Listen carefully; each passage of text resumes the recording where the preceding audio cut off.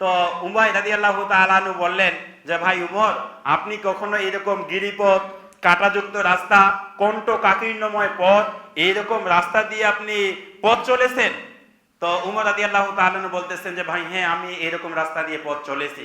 তো উবাই রাদিয়াল্লাহু তাআলা আনহু বলতেছেন যে ওই সময় আপনি কেমন সতর্কতা অবলম্বন করেছেন?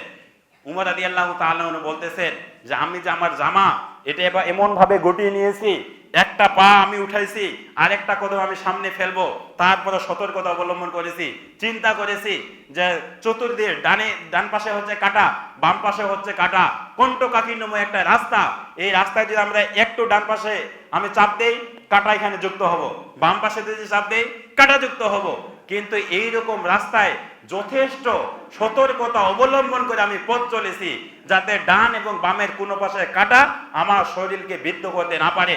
তা উমর রাদিয়াল্লাহু তাআলা আনহুকে হযরত উবাই রাদিয়াল্লাহু তাআলা আনহু বলতেছেন, কণ্ঠ কাকীর্ণময় কাঁটাযুক্ত রাস্তায় মানুষ যেমন করে পথ চলে, সতর্কতা অবলম্বন করে, দুনিয়ার জীবনেও আপনি ডানে যাবেন হারাম, বামে যাবেন হারাম, জেনা, বেবিচার, সুদ, ঘুষ, যত রকম অবৈধ সব আছে, এগুলোর মধ্য দিয়ে যারা সতর্কতা অবলম্বন করে দুনিয়ার সফর সমাপ্তি করবে, এই সমস্ত লোকেরাই মূলত তাকওয়া অর্জন করবে। সুবহানাল্লাহ।